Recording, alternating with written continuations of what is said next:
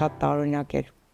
Վազգեն Սարգսյանի մասին ֆիլմի առաջարկը, որ հենց այն պահին եղավ, երբ ես էմոցիոնալ առումով ոտքս ուզում էր հայկական հող,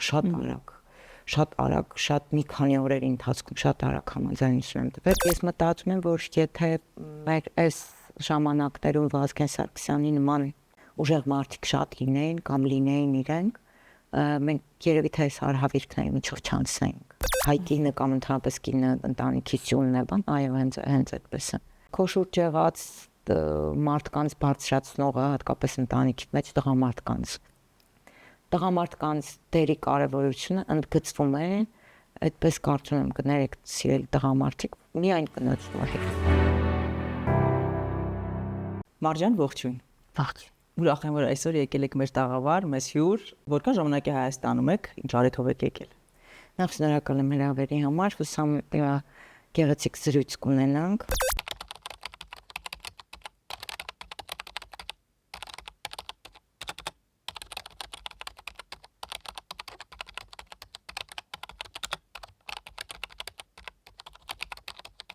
Հայաստանում եմ արդեն շուտով 1 տարի կլինի, անցյալ տարի հուլիսին եմ եկել, Վազգեն Սարգսյանի մասին ֆիլմ սկսեցինք նկարել ու այդ ֆիլմի առիթով է եկել, բայց այդպես հետո առաջարկներ եղան, հասկացա, որ ինձ շրջապատող մարդիկ, գոլեգաները հատկապես իմ բացը զգացել են ու հիմա այդպես փորձում ենք միմյանց արվեստով եւ սիրով այսպես հագեցնել մեր օրը, մեր բաց թողած ժամանակը, փորձում ենք ինչ-որ բաներ անել, այդպես։ Մենք ֆիլմի մասին բնականաբար խոսելու ենք Վազգեն Սարգսյան ֆիլմի մասին, բայց ուզում եմ Միացյալ Նահանգներից խոսենք, այ որքան ժամանակ այնտեղ բնակվեցիք եւ ուզում եմ հասկանալ ձեզ համար հեշտ էր այնտեղ ապրելը, թե տարբերությունները մենթալիտետի, դժվարություններ են որոշակի ստեղծում։ Ես նկատի ունեմ այնտեղի հայությանը, ոչ միայն այլազգիներին։ Չգիտեմ, ասեմ ցավոք սրտի, թե ի ուրախությունը ինձ չեմ կարող ասել, ես համարյա շփումներ չեմ ունեցել։ Միայն այն պատճառով, որ իմ այնտեղի գոյության հետ հաշտ չէի։ Հիմա էլ շատ դժվարությամբ եմ ընդունում, որ պիտի վերադառնամ, որովհետև մի տեղ է ինձ համար, որտեղ ես որևէ կերպ չեմ կարողանում ինքնադրսևորվել։ Ոչ թե կապված է մասնագիտության հետ, նաև էմոցիայի ու ապրելուց տարածքի մտածելակերպի, չգիտեմ, իրենց կենսակերպը լրիվ ուրիշ է։ Հայկական միջավայրներում շատ քիչ եմ եղել, հիմնականում այն պատճառով, որ Հայաստանի մասին խոսելը կամ քո դիրքորոշումը հայտնելը չափազանց բարդ է, ոչ թե վախենում ես, որ քեզ չեն հասկանա եւ այլն։ Ես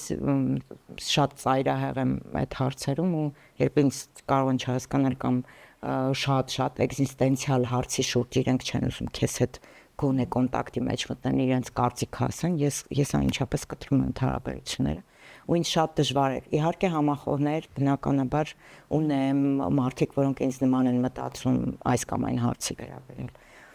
բայց ես այնքան կենտրոնացած էի ինչ է կատարվում Հայաստանում հարցի վրա, որ շատ բաներ իմ այդ ապրելու այդ տարիները համարյա թե իմ կյանքին չեն նպաստել իմ մարդկային աճին եւ այլն։ Եվ հենց պատճառներից մեկն էլ էր շատ տարօրինակ էր Վազգեն Սարգսյանի մասին ֆիլմի առաջարկը, որ հենց այն պահին եղավ, երբ ես էմոցիոնալ առումով ոտքս ուզում էր հայկական հող, շատ արագ, շատ մի քանի օրերի ընթացքում շատ արագ համաձայնություն եմ տվել։ Մի բան, որ իմ դեպքում դժվար է, երկար եմ մտածում ինչ-որ բանի գնալ, այն էլ այս դեպքում շատ բարդ կերպար էր եւ տարիքային մեծ տարբերությամբ, բայց չգիտեմ որտեղից ուժերս հավաքեցի ու մտածեցի, որ պիտի անեմ։ Այդ կապի մասին հետաքրքիր բան ասացիք, այդ կապը դուք միշտ եք զգացել եւ այդ ուժը, որ ստանում եք հայրենիքից, որտեղ բոլորը չէ ու մոտ դա նկատելի է եւ ինչպես է դա արտահայտվում ձեզ մոտ օրինակ։ Ես մինչ որ Հայաստանից կհեռանայի դա 2020-21 թվականներ, շատերը չգիտեն, որ ես պատերազմի ընթացքում եմ այստեղ եղել։ Երբեմն ինձ նեղացնելու համար անդադ գրում են, դե պատերազմի ժամանակ փախակ, բան ես այստեղ եմ եղել։ Մինչև 21 թվականը այստեղ ապրել եմ ու մտածում էի, որ կգնամ, կհանդարտվի ամեն ինչ, կփորձեմ մոռանալ, կատարված է եւ այլն, բայց դու չես կարող, որովհետեւ քո ապրումները քեզ հետ գալիս են, պլյուս դրան գումարվում է նաեւ կարոտը քո հայրենիքի երկրի։ Իր դրսևորման ձևերը այնքան տարբեր են, կարոտը նմանացնում է նրան, որ երբ որ շատ հարազատ մեկին գործում ես ու էլ ոչինչ չես կարող անել, այդպիսի ծանր զգացում է այդ կարոտ ասածը, ու ունենալով անգամ հնարավորություն վերադարձի այստեղ ապրող մարդկանց պատկերացումներ իրենց երկրի կատարվածի վերաբերյալ ինձ խիստ սահմանափակում էր ինձ ցանկությունը վերադառնալու, ու ես այդպես գեղեցկվում էի։ Իրենց դրսևորումները շատ տարբեր են, դու չգիտեմ, վերջին տարիներին ասում եմ, ես ավելի շատ քաղաքական գործիչների անուններ եմ սովորել, քան կամ հիշում, քան իմ գոլեգաների, կամ ինչ է կատարվում իմ դաշտում։ Մարջան, իսկ այնտեղի հայությունը իսկապես պատկերացնում է Հայաստանում ինչ է կատարվում։ Թե իրենց պատկերը, չեմ, ծուր հայելիների տեսարանն է, ինչ որ իրականությունը այնուամենայնիվ այդքան նկատելի չի։ Միայն իմ ենթադրությունները հիմնված են սոցցանցերի վրա, որովհետև ինչպես արդեն ասացի, շատ սերտ շփումներ չեմ ունեցել հատկապես քաղաքական թեմաներով կամ երկրի վիճակով պայմանավորված իրենց կարծիքներ չեմ լսել, դատելով սոցցանցերի իրենց գրառումներից, իրենց ապրումներից, որոնք այնտեղ արտացոլվում են, ենթադրում որ էլի իրենք ինչ որ փնտրտուքների մեջ են նոր մեկին գտնելու, նոր մեկի վրա հույսները դնելու, այսպիսի բաներ են, բայց ես մտածում եմ, որ հենց հիմա մենք ապրում ենք այնպիսի իրավիճակում, որ մեր կյանքը կախված է պատահական մեկի բարությունից։ Մենք այդպես ենք վերաբերվում շատ հարցերի ու մտածում ենք ու հույսներս դիմացինի բարոյականությունն։ Հիմնականում այդ տեսակույսեր ունեն մարդիկ, որոնք բարոյականության հետ խնդիր ունեն, որովհետև դիմացի մարդը կաշկանդված է լինում իր բարոյականությամբ ու շատ դեպքերում չի հակադարձում այնպես ինչպես, չէ, մենք շատ ունենք այդպիսի մարդիկ, որոնք բաներ են ասում, վստահ լինելով, որ դիմացինը կաշկանդված է իր բարոյականությամբ ու չի իջնի այդ մակարդակի վրա։ Ենթադրում եմ, որ էլի մենք շատ դասեր չենք ստեղծել ու շատ հետևություններ չենք արել կատարվածից, մեր գլխին եկածից, այսպես ասած, ու ինչ որ հեղինակություններ ենք փնտրում այնտեղ, որտեղ չկա հեղինակություն։ Ու մեր հանդիպման ընթացքում իմ ասած տեքստը, որ այսօր ինձ թվում է դա համաշխարհային մակարդակով է մեծ խնդիր, երբ որ հանրությունները չունեն հեղինակությունների կարիք։ Այդ վտանգավոր բան է, որովհետև դա դրա հետ բերում է խիստ վատ ճգնաժամեր, երբ անձը իր անձի վրա էլ անգամ չկենտրոնանում, չգիտեմ, ապրում է ինչ որ առօրյա ինչ որ բան խմորումներ ունենում, որոնք շատ պրիմիտիվ են, որոնք այդ փոքրիկ կարճ դոֆամինը ստանալու բանի մեջ է դրսևորվում, չգիտեմ, TikTok, Instagram, փոքրիկ վիդեոներ, այսինքն որտեղ չկա բովանդակություն, ու կյանքը զրկվում է այդ բովանդակությունից։ Այս վերջերս մի արվեստի գործչի podcast էի լսում, որը ասաց, որ համաշխարհային արվեստը ժառանգորդ չունի, ու այսպես տպվեց իմ գլխի մեջ, ասում եմ, ինչ վատ ծանր արտահայտություն, ոնց համաշխարհային արվեստը ժառանգորդ չունի։ Այսինքն փոխվել է արժե համակարգը։ Այո, ինչքան այս տեխնոլոգիական դարում ինչքան փորձում են այդ ամենը բերել սոցցանցեր, չգիտեմ, մենք on-line կարող ենք ինչ-որ օպերային ներկայացում լսել կամ բալետային ներկայացում դիտել, բայց միևնույնն է, խորը արվեստագետներ համարում են, որ համաշխարհային արվեստը չունի ժառանգորդ, որովհետև մենք եթե կենտրոնանանք մի քիչ մեր կյանքի վրա, մենք կհասկանանք խնդիրները, իսկ այսօր բոլոր տենդենսները, սոցցանցային այս բաները մեզ տանում են դեպի նրան, որ ուրիշների կյանքով ենք մենք ավելի շատ ապրում, քան մեր։ Ենթադրում երևի մերը սկսել է շատ ծանր լինել, մենք փորձում ենք դրանով մեզ հեռացնել այդ բանը մեզնից, խորը մտածելու կամ հետևություններ անելու, ուր գնալու, ինչ անելու, այդ բաները պարտավորության զգացմանն են էլի գալիս, պարտավոր լինել ինքդ քո կյանքի հանդեպ, ինչու՞ չէ դիմացինի հանդեպ, ասում են մենք իրար չենք կարողանում ինչ-որ անկեղծ շնորհավորել, ինչ-որ բան ասել։ Մեր սերունդը ավելի սկսում էր դրանից ամաչել, որովհետև գովեստներ մենք դժվար ենք ընդունում, ինչև այսօր ես այդ խնդիրը ունեմ։ Իսկ գալիս է մի սերունդ, որը իր փոքրիկ գործի մասին շատ մեծ է խոսում, մենք էլ այսպես նախանձ ու խոս հայացքներով նայում ենք ու ասում ենք, տեսեք, ոչինչ չի արել, արածը մի փոքրիկ վիդեո է, ոնց է խոսում իր մասին։ Բայց երևի թե պիտի մի քիչ այդ կաշկանդվենք մեր այդ բաներից ու գուցե այդտեղ պիտի ստեղծվեն այդ հեղինակությունները, որոնք իրենց արածի մասին պիտի խոսեն, պիտի ասեն, որ սա այսպես է, նա այնպես է ու այդ վերջապես այդ դարակների մեջ դնել այն մարդկանց, որոնք կարևոր են այսօր ու որոնց խոսքը պիտի այսօր լսելի լինի։ Այդ դուք հետաքրքիր բան ասացիք, եթե պրոյեկտն է Հայաստանի վրա հայկական մշակույթի, բայց այսօր արդյոք ունի հայկական մշակույթ, այդ ժառանգորդ, այդ կրողը, որքանով որ տեսնում եք այդ արժեհամակարգը, մշակութային արժեքները, որոնց դավանել են մենք դարեր շարունակ, կարծես մենք ինքներս ենք դրանից հեռացել, մինչդեռ պատասխանները շատերն ասում են հենց այդ մշակույթի մեջ, արվեստի մեջ է։ Պատասխաններ կան, որ եթե գտնենք եւ ընդունենք, կգտնենք մեր ճիշտ ուղին։ Եթե մենք խորը հասկանանք, արդյոք ժառանգորդն ենք, թե ժառանգորդը չենք, եթե խորը հասկանանք, որ մենք ժառանգորդ ենք, Արցախում ավերված եկեղեցիների քանակը, դրանց պատմությունը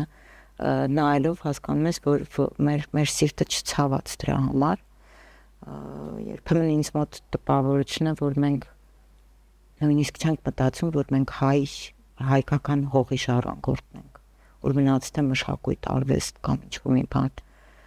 վախենալ բաներ եմ ասում,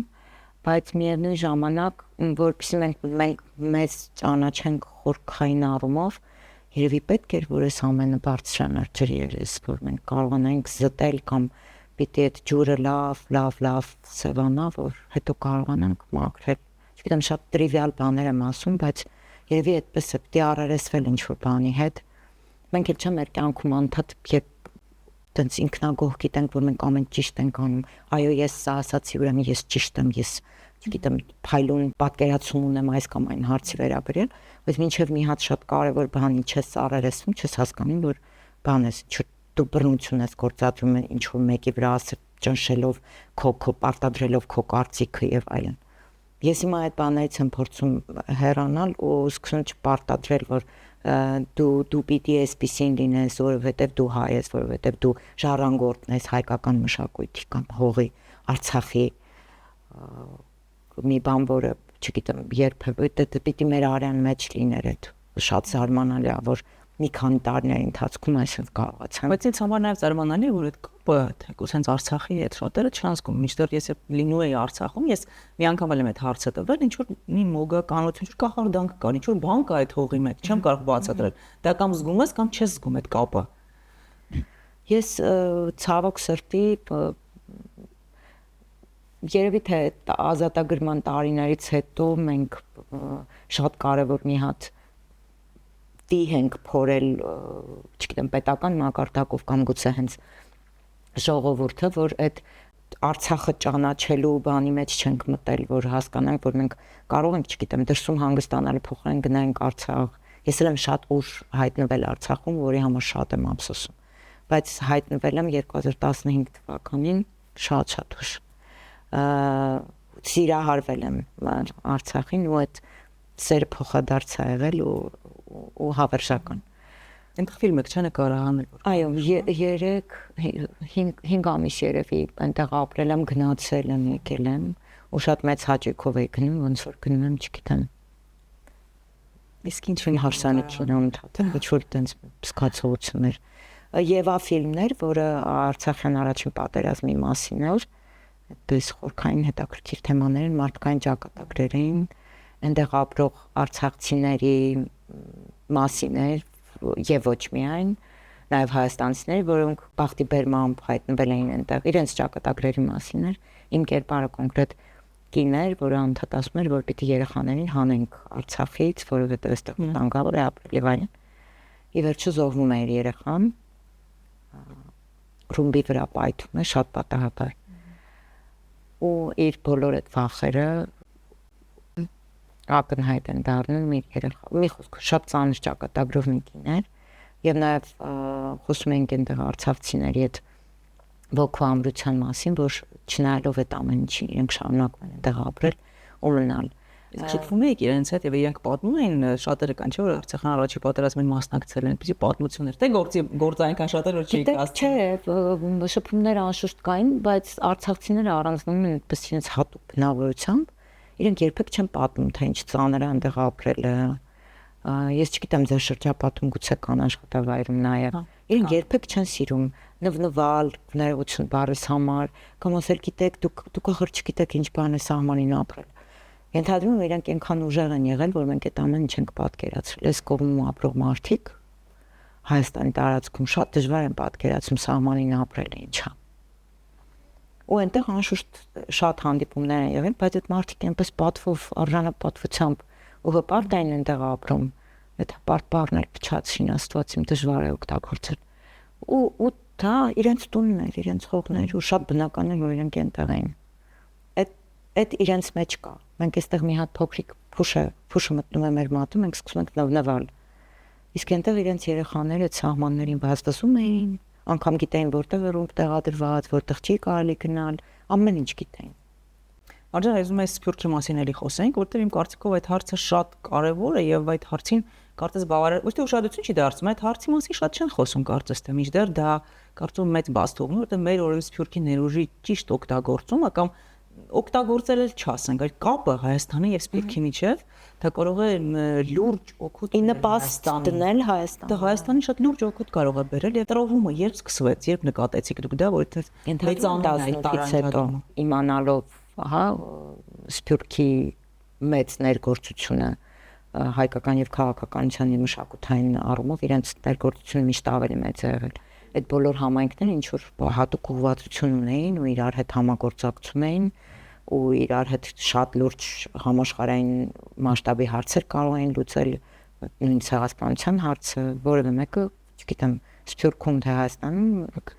չէր համարձակվի ժխտելու կամ ասելու մի հատ քննարկենք։ Այդպիսի բան անհնար է պատկերացնել, բայց ուսում ենք քննարկում ենք ամեն ինչ։ Չգիտեմ, մեզ թույլ են տվել ամենուր, ամենտեղ խոսել կամ հենց նույնիսկ ես երբան ծայրահեղությունների մեջ եմ ընկնում, ես էլ այդ մեղքերից ազատված չեմ, բայց երբ որ այս ինֆորմացիան դու տեսնում ես, որ Սփյուռքում քո գերիների մասին չեն մտածում, որևէ հավաքի, իդեպ վերջին հավաքին ես էլ չեմ մասնակցել, որի համար ափսոսում եմ, անձնական զուտ զբաղվածության հետ էր կապված, բայց որևէ տարուբար չենք խոսում մեր ռազմաքաղաքական էլիտայի մասին, մեր մյուս տղաների, որոնք գերի են, մենք միշտ ռազմաքաղաքական նշում ենք մի քիչ անտեսելով այդ երեխեքին, որոնք չգիտեմ 10 տարեկան են, 20 տարեկան են, անպատկերացնելի են ինչ որ կատարում այդ մարդկանց հետ ու մենք այստեղ ենք լուր, Սփյուռքը այնտեղ է լուր, բայց կարծում եմ, որ յուրաքանչյուր ժողովրդի պետք է պետությունը առաջադրանք տա։ Դա ինչ ուզում են թող ինձ ասեն, բայց պետության գործառույթն է իր ժողովրդին, հենց առաջնորդությունը դա է, որ դու տալիս ես առաջադրանք, ինչպեսին պիտի լինի այս տարածքում բնակվող մարդը, ինչ ազգային պատկանելիություն ունի, եւ այդ ազգային պատկանելիությունը պահելու համար ինչ գործիքներ են հարկավոր։ Այդ գործիքը ու առաջադրանքը օգտվելու այդ գործիքից տալիս է պետությունը։ Եթե պետությունը լռում է, բացակայում է այդ կապը եւ շատ արագ, շատ մեծ մկրատով կտրում են այդ կապը, վերջ։ Այնտեղ այդ համայնքներին կապում այդ ընդհանուր գաղափարը, որը Հայաստան, Արցախ եւ Սփյուռք այդ երամիասնությունը տենց իրար հետ կապվում էին, ինչ որ անքակտելի մի բանով էին կապված։ Այդ ինչպես, ոնց, ինչի շնորհիվ կամ ում է շահեկան էս ամենը։ Հիմա հասկանում ենք, հա, ում է շահեք որտեղից է գալիս։ Դա վերականգնելի է այդ կապը։ Ես կարծում եմ ամեն ինչ հնարավոր է վերականգնել։ Ինչպես մեր Մկրտչյանի իշխանություն ֆիլմում է այդ կարևոր ֆրազը հնչում է ասել, որ մոտավոր եմ հիշում, տանել տված կամ հանձնած հողը վերադարձնել հնարավոր չէ, ոնց չես կարող երկրորդ անգամ գրավել, կարող ես։ Այսինքն միշտ հնարավոր է ինչ որ բաներ վերականգնել։ Անվերականգնելին մեր ծակերի կորուստներ ու այդ կյանքերի, որոնք ես չգիտեմ ամենախելոք, ամենասիրուն, ամենաերեֆեկտային, որոնք ցավոք սրտի այդ չեն կարող վերադարձնել։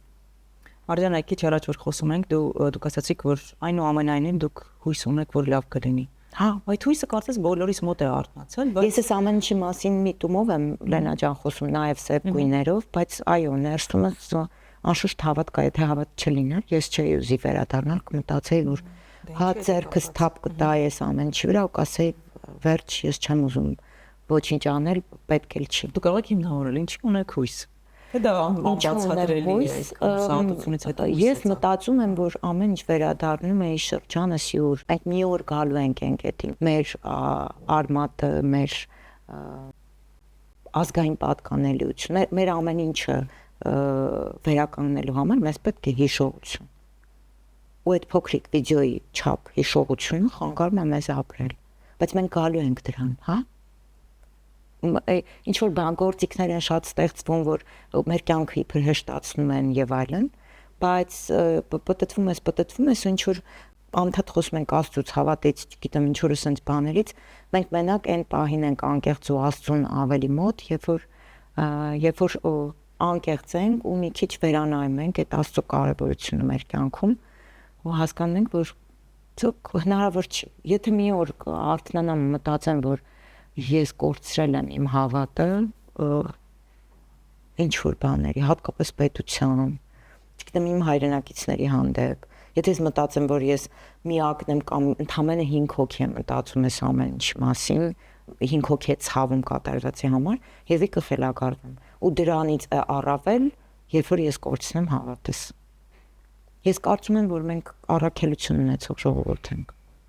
Ես չեմ կարծում, ես համոզված։ Հա, այդպես այդ նախադասությունը շատերից եմ լսել, արվեստի գործիչների շատերն ասում, որ մենք իրոք առաքելություն ունենք եւ մենք ունենք յուրահատուկ մշակույթ եւ որ այդ մշակույթը իրոք աշխարհին պետք է։ Այդ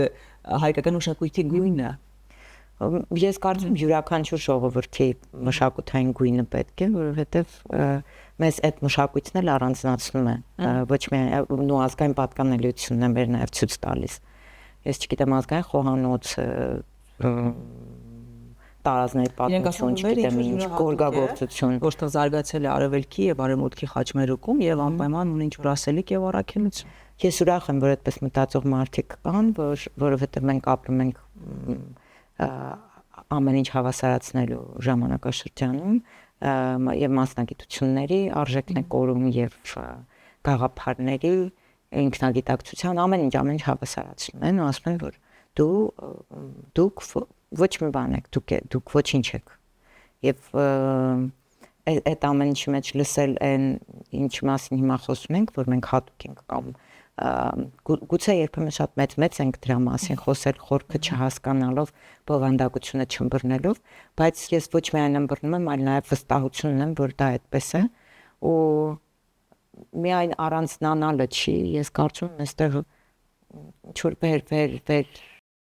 երկրային եզերական ուժ կա, որ մեզ պահում է, որովհետև տեսեք բոլոր նախադրյալները ունեինք չլինելու համար։ Բոլոր նախադրյալները կար։ Հա 18 թվից սկսած կամ գուցե դրանից առաջ ասացի մենք քաղաքականացված չէինք ժամանակին 18-ից շատ ավելի ուշադիր ենք ու երբեմն վնասում ենք մեր ուշադրությամբ նաև։ Բայց 18-ից սկսած աշխարհում դեպքեր զարգանում էին այնպես, որ մենք լրիվ ունենք հնարավորություն ոչինչ անելու։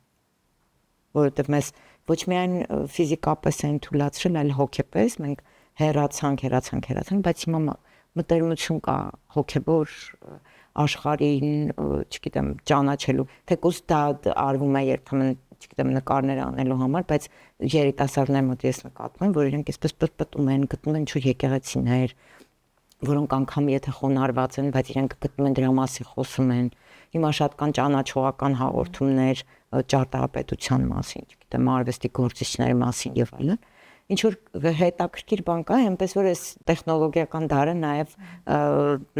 ինքնես մեզ ճանաչելու հնարավորություն է տալիս, դրական կողմն էլ կա։ Մարջան, հետաքրքիր է, կա, ասենք հայոց պատմության մեջ, հայոց մշակույթի մեջ մի հայ կնոջ կերպար, որին դուք կուզեիք մարմնավորել։ Ֆիլմ նկարահանվել իր մասին եւ որ դա իրոք կարեւոր է, որտեղ դա իրենց հենց հայ կնոջ կերպարն է ներկայացնում։ Ես երբեք չեմ մտածել ես ինչ կխաղայի, ինձ մոտ շատ իրավիճակային է։ Դեմիրճյանի Արագեղեցիկ եմ խաղացել, բայց դա հորինված պատմություն է, ժողովրդական պատմություն է, որը դարձել է Արագեղեցիկի Շամիրամ այդ գործը, որը շատ վաղուց էր բեմադրած։ Շամիրամ թե Նուարդ։ Նուարդ եմ խաղացել, Նուարդի իմ պարագայում պիտի որ երևի Նուարդ լիներ, որի նահավու շատ եմ սիրել, ինքը կիսած ստեղծագործական process էր ինձ համար, անշուշտ գործը բեմ բարձրացավ, բայց շատ քիչ խաղացինք, իսկ իրական պատմական կերպարներից երբեք չեմ մտածել, բայց իմ ժամանակի մեջ ապրող կանանցից հասցրել եմ երկուսին խաղալ, որոնցից մեկը Տիկին Ռիտան է, հաջորդը Գրետա Մայրիկն է։ Ուզում էի խոսենք Վազգեն Սարգսյան ֆիլմի Վազգեն, այդպես է կոչվում, չէ՞, ֆիլմը Վազգեն վերջին սպառողները։ Ֆիլմի մասին ձեր կարծիքով հենց հիմա նկարահանել այդ ֆիլմը դա պատահականություն էր, թե ջուր միտում էր կամ զուգադիպություններ ինչ էր։ Genetic production-ի մասին խոսեմ, այս production-ը հենց իր անվանումը արդեն հուշում է, որ փորձում են այս մարդիկ անել ինչ-որ բան, որը կհիշեցնի մեզ մեր արմատները, ու իրենց պլաններում շատ հետաքրքիր բաներ կան, որոնց մասին ամբողջական ես չեմ կարող խոսել, եթե երբևէ Նոնա Սարգսյան ձեզ հյուր լինի ինքը կպատմի։ Գիտեմ, որ իրենց միակ նպատակը մեր ժառանգությունը պատմական, չգիտեմ,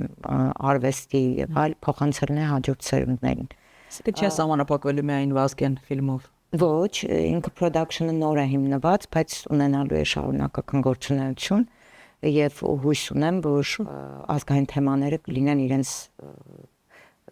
դիտակետում կամ ուշադրության կենտրոնում։ Մի քիչ պատմեմ երևի ֆիլմից,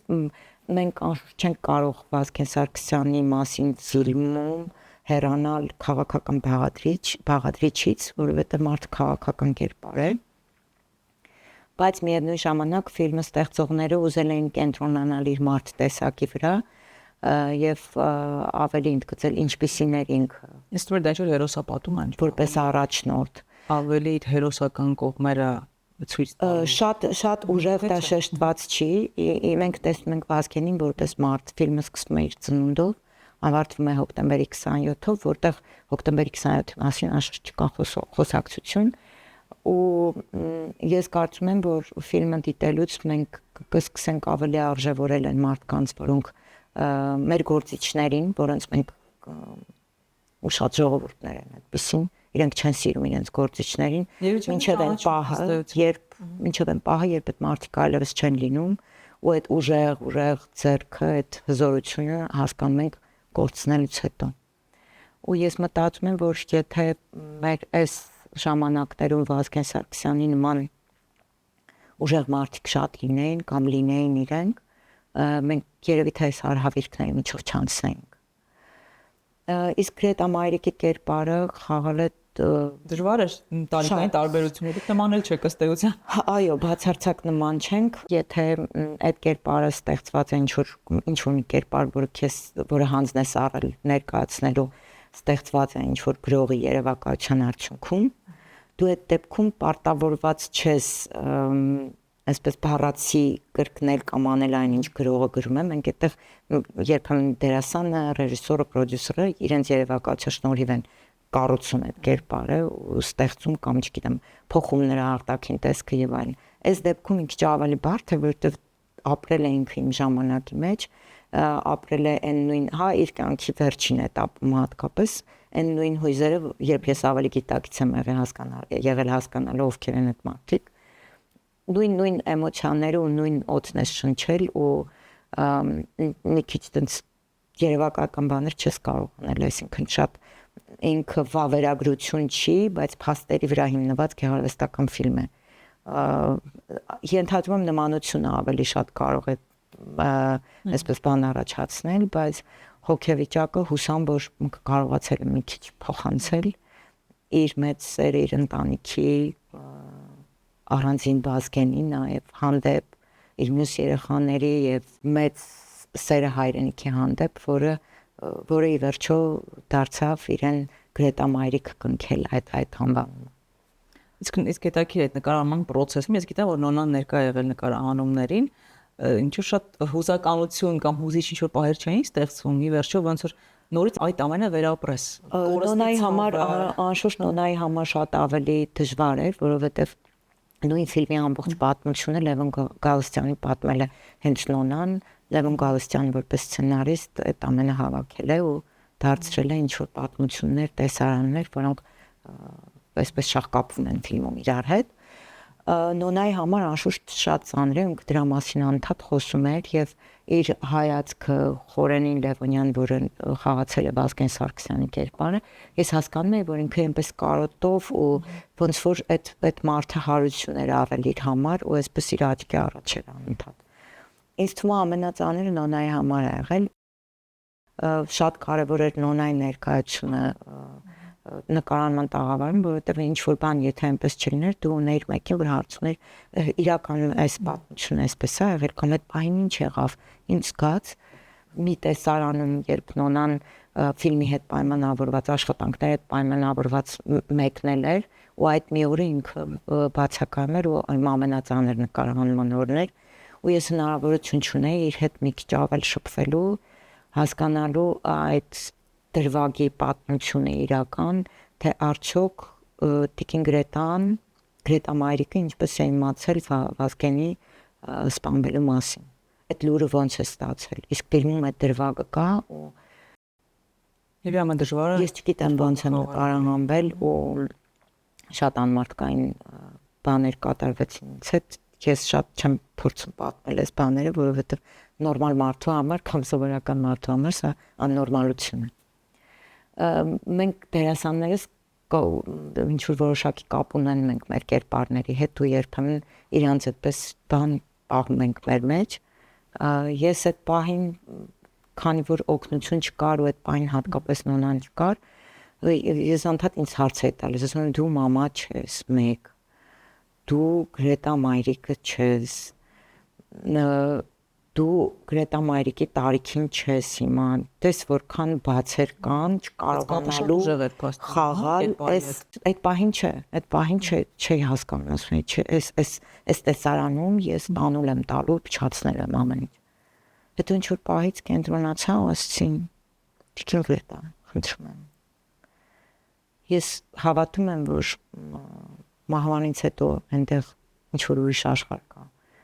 Քանի որ ես դրան հավատում եմ, խնդրում եմ, եթե դուք հնարավորություն ունեք հուշեք ինձ, ինչ եք զգացել։ Շատ հուզիչ էր, շատ դժվար էր։ Ես ուսամ, որ այդ դրվագը տեղ գտել է ֆիլմը։ Ես կոնե դրա միջոցով կարողացել եմ բացատրել։ Նաև բոլոր են հայ մամաների ցավը, որոնք թե առաջին, թե երկրորդ այդ անհնարինությունը ապրելու անհնարինությունը կարողացել եմ ներկայացնել։ Հույս ունեմ։ Մարիան, իսկ ամբողջ այդ նկարահանող խումբը հեղինակները ֆիլմը պատկերացնում են, որ ֆիլմը միանշանակ չի ընդունվելու, կլինեն նաև քննադատություններ, բնականաբար շատերը լավ կընդունեն եւ պատրաստ են դրան, որովհետեւ թեման այնուամենայնիվ նուրբ թեմա է եւ Շատ կարծիքները տարբեր են։ Նոնան ամուր աղջիկ է ու շատ լավատես եւ իր առաջին ֆիլմն է որպես պրոդյուսեր եւ կարծում եմ որ նա չափազանց ողջախոհ է կհասկանա որ լինելու են հակասական կարծիքներ եւ քննադատություն եւ գովեստներ հետո արվեստի ամեն ստեղծագործություն չէ որ գտնում է այդպես մեծ մասսայականություն բոլորը ասում են օ բրավո այդպես չի լինում այնպես որ կարծում եմ նոնան ինքը շատ խելոք ու շատ հետաքրքիր մարդ այ Մարջան մայրերից խոսեցինք այլ դուք ընդունում եք այն կարծիքը որ դժվար ժամանակներում հայ կինը կամ հայ մայրը ավելի մեծ անելիք ունի եւ հենց մեր ժամանակներում այդ անելիքը իսկապես շատ է եւ որն է քանի որ ես մամա չեմ որպեսի խոսեմ ինչպիսի ընդհանուր կամ երեխա պիտի դաստիարակվի ես դա չեմ կարող ասել բայց որ կինը միշտ այդպես բան շատ ուղիղ տեքստեր կան աֆորիզմի վերածված հայ կինը կամ ընդհանրապես կինը ընտանիքի սյունն է բան այո հենց այդպես է քո շուրջ եղած մարդկանց բարձրացնողը հատկապես ընտանիքի մեջ տղամարդկանց դերի կարևորությունը ընդգծվում է Այդպես կարծում եմ կներեք սիրել տղամարդիկ միայն կնոջ շնորհիվ։ Այդպես ընտանիքներ կամ զույգեր կան, չէ՞ որ անմիջապես առաջին հայացքից դու նկատում ես, որ շատ թույլ է տղամարդը, որովհետև կինը իր ամբողջ էներգիայով թուլացրել է իրեն։ Հետո աշխարհում այդպիսի խնդրեմ կա, Լենա ջան, որ տղամարդու դերը թուլացնել եւ դրանով հասարակությունները թուլանում են։ Այդ մայրիշխանությունը միշտ չի որ լավ բան է։ Եվ հետո ընդգծված էլ չի հատուկ մայրիշխանություն։ Ինձ թվում է հայ կնոջ գործառույթը այդ զա մուժում լինելն է եւ լինել տղամարդու թիկունքին։ Դուք եւ ձեր ամուսինը իմանց սիրուց բացի ինչ եք տվել։ Այդ զամուժում լինելու բանը պահել եմ թեկուզ ինչ որ ժամանակի մեջ ինձ տվերելով, որպեսզի ինքը իր դերը ու իր նշանակությունը ոչ միայն ինձ համար, այլ իր շրջապատի համար լինի լիարժեք լինի, այդ կարծում եմ կինն է հաղորդում տղամարդը։ Ես մենակ այդպես եմ հասկանում, որովհետև դու միշտ անգամ եթե ինչ որ միտք հուշում ես քո տղամարդուն, կարծում եմ դա այնպես պիտի անես, որ դա իր միտքն է, որովհետև դա քաջալերում է մարդուն ու իրենք կաշկանդված են նաև նրանով, որ իրենք թուլանալու իրավունք չունեն։ Մենք կանեքս կարող ենք թուլանալ, լացել, հաղորդման ընթացքում, չգիտեմ, պատմել մեր դժբախտությունների մասին, բայց չգիտես ինչու տղամարդուն կաշկանդում են, ասում ենք, չէ, դու տղամարդ ես, դու պիտի ուժեղ լինես, լացել չկա։ Ինչ որ այդ բաներից կաշկանդված, իրենք միշտ ինչ որ բաների մեջ են ուժեղ մնալու, ուժեղ լինելու, իսկ այդ ամենը միայն կարող է կինը թիկունքից իրեն հաղորդել։ Երևի այդ ուժեղությունը, որ ամեն ինչ իր մոտ կստացվի, որ ամեն ինչ կլինի, այսինքն այն քաջալերումը, որ ես քո կողքին եմ ու քո թիկունքին եմ։ Դուք տարբեր միջավայրում եք մեծացել, որքան ես հասցրեցի ընկալ այդ հարցազրույցներից, դա դժվարություն չի ստեղծել։ Ինչ որ առումով հա, բայց մեր մտածողությունները շատ նման էին, շատ երկար տարիներ ես էլ ինքն էլ միայնակ եմ ապրել ու այդ զույգ դառնալու ցանկությունը մեծ էր ու դու այդպես պիտի լիներ, այդպես եղավ, ես մտածում եմ, որ հանդիպումը ճակատագրական էր ու իրար հետ շատ մեծ դժվարություններ են անցել ու դեռ պիտի անցնենք։ Որքանով ես նկատում, դուք շատ էմոցիոնալ մարդ եք եւ սիրում եք ձեր կարծիքը ասել նաեւ, շատ ակտիվ եք։ Դա ինչ է, խանգարում է, ընդունվում է ձեր հարաբերությունների մեջ ինչպես է դա։ Խանգարում է, բայց մեր հարաբերությունների մեջ ինքը դոմինանտ է։ Ես ամենայն դեպս, եթե անգամ խիստ գիտեմ, որ ես հենց այդ պահին շատ ճշմարիտ եմ, չգիտեմ, ինչ ես զիջում եմ շատ հաճախ ու կարծում եմ այդ կարևոր է տղամարդու Իսկ ձեզ համար կարևոր է որ դուք լինեք թեկուզ եւ քաղաքական հայացքներով համախոհներ լինեք, ինքը կիսի ձեր հայացքները։ Ինքը միշտ չի որ կիսում է, բայց միևնույն ժամանակ ինքը չի բռնանում ասելու որ թե քեզ պետք է երբեք չի ասել այդպեսի բան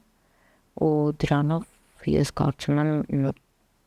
այդ իմ ինքնադրսևորումն է ու էմոցիաներն են, որոնք ես պիտի արտահայտեմ։ Իսկ Հայաստանի հետ կապը իր մոդելի նման ուժեղ դրսևորվում, ինչպես ձեզ մոտ։ Նույն կերպ չի, որովհետև ինքը երկար չի ապրել Հայաստանում, մենք Հայաստանում ապրել ենք 2.5 տարի միասին, հետո տեղափոխվեցինք Գերմանիա, հետո Ամերիկա։ Ինքը այդքան ուժեղ չի զգում, ինքը շատ կոսմոպոլիտ է ու մի բան, որի համար ես իրեն միշտ նախանձել եմ, որ ինքը ամեն տեղ, ամեն երկրում կարողանում է գտնել ապրելու իմաստ, չգիտեմ, կարողություն, հնարավորություն, մի բան, որ ես չեմ կարողանում։ Իսկ դրանով ենք տարբեր։ Հետևում եք գործունեության, այսինքն նա դիտում է ֆիլմը, կարծիքն ասում, իսկ դա քննադատական կարծիք է, թե այնուամենայնիվ ձեզ չէ ասի որ խիստ քննադատական է կամ խիստ գովեստի խոսքեր եմ իրենց լսում, մենք մինչև որ ես ինչ որ գործ կստանձնեմ կամ կվերցնեմ ինչ որ կերպար խաղալու, մենք դրա մասին երկար խոսում ենք, քննարկում ենք կամ ես ինչ որ կերպարների եմ նմանացնում այդ կերպարը, հետո ինքը ինչ որ նոր իդեա տալիս, որ գիտես, այ կարող է ինքը այսպեսին է կամ այնպեսին է։ Երբեմն լինում է, որ կարող եմ, չգիտեմ, պիեսը կամ կինո սցենարը միասին ընթերցենք։ Չէ, այդ առումից չի ասի, որ ես իր համար այդպես բացարձակ տաղանդավոր եւ միակ տես բաներ չունի։ Շատ էսպես ուղիղ ռացիոնալ բան բացում։ Արյան մեր հաղորդումը եթերը գնալու մարտի 8-ին եւ դրա հետ կապված մի այսպեսի հարց ունեմ, դերևս հարցը կարող է པարզ թվալ, բայց կանայք այդ հարցին տարբեր կերպ են մոտենում։ Կանացի երջանկություն ասվածը ձեզ համար կա եւ այն տարբեր հասկացությունները ձեր համար կանացի երջանկություն մի այլ բան է, մյուս կնոջ համար մի այլ բան, թե կան ինչ-որ բաներ, որոնք միավորվում են կանանց մոտ այդ երջանկություն ասվածի ներքո։ Գիտեք, հիմա մարդիկ շատ տարբեր բաներից են իրենց երջանիկ զգում ու այդ ու կարևոր չի այդ չգիտեմ ինչ որ թատերական ներկայացում դիտելը մեկի համար կարող է երջանկություն լինել, որ իր զուգընկերը իրեն հրավիրել է թատրոն կամ բան։ Զուտ կանացի երջանկությունը այդ քո կողակցի հետ միաձուլվելն է ու որտեղ դու չես կորցնի նաև քո եսը, քո տեսակը։ Երևի դա է կանացի երջանկությունը։ Չճզմել, չճզմվել, կարողանալ քաջալերել, կարողանալ ամուր թիկունք լինել, էսա երևի կանացի երջանկությունը եւ կինը զգում է որ իր կողքին կա տղամարդ, այն շունը որին կարող է հենվել, տղամարդը, որը իր թիկունքում զգում է իր կնոջը։ Երևի դա է կանացի երջանկությունը եւ նաեւ գուցե ընտանիք երեխա, քանի որ երեխաներ չունեմ, չեմ կարող ասել, ինձ միշտ ասում են որ դա ուրիշ աշխարհի բացահայտում է, դա մի ուրիշ բան է։ Ես վստահում եմ, հավատում եմ, որ դա այդպես է ու երևի նաև երեխաները անգամ հոգ տանելը։ Ասում է մարդու բացարձակ երջանկությունը պայմանավորում են երկու բան, բառացի չի, քեսը հորինում եմ հիմա, բայց երկու բանը հիշում եմ ինչներ, լինել հոգատար եւ ունենալ մաքուր խիղճ։ Իսկ թվում է սրանք շատ խորը բաներ են ու այդ հոգատարությունն էլ ամեն մեկին չեն կարողանում այսօր տալ, որովհետև այսօր կա չէ, իմ իրավունքն է ընդունել քո ասածը, չընդունել, չգիտեմ, քո հոգատարության կարիքը ես չունեմ եւ այլն։ Այսպիսի խոսակցություններ կան, մենք սկսում ենք կաշկանդվել։ Արդյոք այդ հոգատարությունը պետք է այդ դիմացին, թե չէ։ Բայց հոգատարությունը հա շատ կարևոր է։ Մաքուր խիղճն էլ, որովհետև մաքուր խիղճի պարագայում հանգիստ քնում ես, բացարձակ մաքուր խղճով մարդիկ չկան, բացարձակ ճշմարիտ մարդիկ չկան ու բացարձակ ճշմարտություններ չկան։ Մարիան, իսկ ունեք երազանքներ եւ խոսում եք բարձրաձայն դրանց մասին։ Թե դուք այն մարդկանց որ գերադասում են լրել։ Ես վախեր չունեմ, որ կարող են աչքով տալ, այսինչ բանը չասեմ, բան։ Ես շատ բաց մեր զրույցի ընթացքում ենթադրում եմ դուք համոզվեք դրանում ավարտից հետո կամ գուցե դիտելուց։ Ես երազանքներս վերջերս նորից կրկնեցի 7 տարի եմ երազանք ունեմ, որ մենք կհավաքվենք ու կփորձենք հասկանալ ուր ենք գնում ազգով։ Էլի անանձնական է, անձնական երազանքներ ունեմ, բայց այս ամբողջ աղետների մեջ ես այնքան փոքր բան է իմ երազանքները։ Երևի նաև ծառայություն մատուցել իմ աշխատանքով, ինչ որ չգիտեմ, մի քանի մարդու փորձել դարձի բերել կամ չգիտեմ, այդ բառը չեմ սիրում, բայց փորձել բերել մտածողության այս դաշտ, որ փորձենք հասկանալ ինչ ենք անել, ուր ենք գնում։ Այդ երազանքը սիրո կանանցնական է, ազատում, հայ ազատագրում, չգիտեմ ինչ միջոցով, բայց միևնույն է այդ լույսն էլ, այդ բանն էլ դրա մեջ կա, էլի, հավատ։ Արժան, վերջում ուզում եմ ձեզ մի քանի բլից հարցեր տալ, համեցեք։ Եթե ձեր կյանքի մանրաֆիլմ նկարահանվեր, ինչ ժանրի ֆիլմ կլիներ։ Տրագիկոմեդիա։ Հնարավորություն ունեք մեկին վերակենդանացնելու, կվերակենդանացնեիք։ Հարազատ մարդիկ ունեմ, ոչ շատ, ցավոք ես չունեմ, տեսեք, ասում եք բլից, ես երկարացնում եմ։ Վազգեն Սարգսյան։ 30 վայրկյան ունեք ներողություն խնդրելու մեկից։ Ումից եւ ինչի համար։ Եթե գախլեք չի։ Արաքիշան։ Շատ են, շատ մարդիկ կան, որոնց կուզեին ներողություն խնդրել։ Երևի Աստծոց հաճախ ներողություն խնդրում, որ իր տված բարիքներին երբեմն այնպես լացակումած ու հիվանդագին են վերաբերվում, շնորհակալ լինել փոխարեն։ Երևի Աստծոց, հետո բայց շատ մարդկային մեղքեր ունեմ, հա, խնդրեի շատ մարդկանց։ Շատ կան։ Արցախում երբ եք եղել վերջին անգամ։ 2016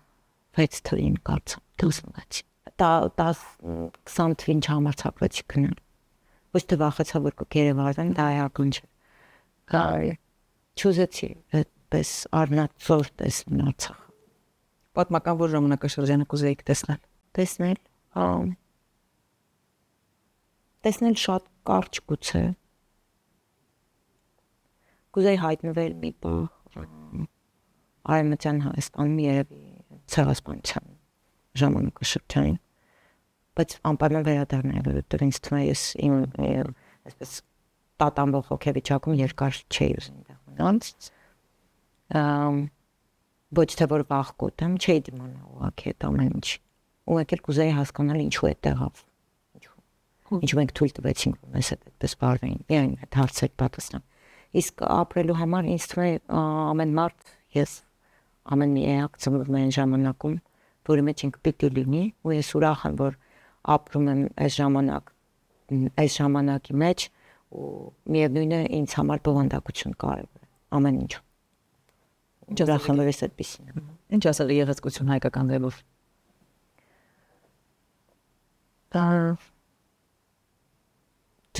Հիմա արդեն չփոփոխել է այդ գեղեցկությունը։ Հիմա արդեն դա իսկ ընդհանրապես այդ սև ու աչք հոնքն է, որ այդպես թավ, որ ես չունեմ, հասկացությունը նկատի ունեմ։ Կանացի գեղեցկությունը էլի գնում ենք մայրությանը։ Այդտեղ է մեր գեղեցկությունը։ Երեխաների մամակին ես ոչ թե միշտ կնոջ տեսնում եմ բնակարանի պատերի կամ խոհանոցի տարածքում դրա մասին չի։ Ինչ որ այդ ընտանիքի լույսը ու այդ ջերմությունը պահող է, չոր չգիտեմ։ Հետո իզուր չի, չէ, որ ասում են մայր բնություն, մայր մոլորակ, ինչ որ ամեն սկսում է այդ մայրից, բայց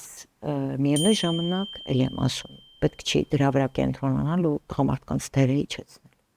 որտեղ ինք շատ կարևոր էակներ են, որոնք մեզ հիշեցնում են, որ մենք արժան ենք սիրո, արժան ենք գնահատականի եւ ուրիշ բաներ։ Եվ նաեւ կին մնալու համար տղամարդիկ կարևոր է։ Հայաստանի մասին օտարերկրացուն 3 նախադասությամբ ինչպես կպատմեիք։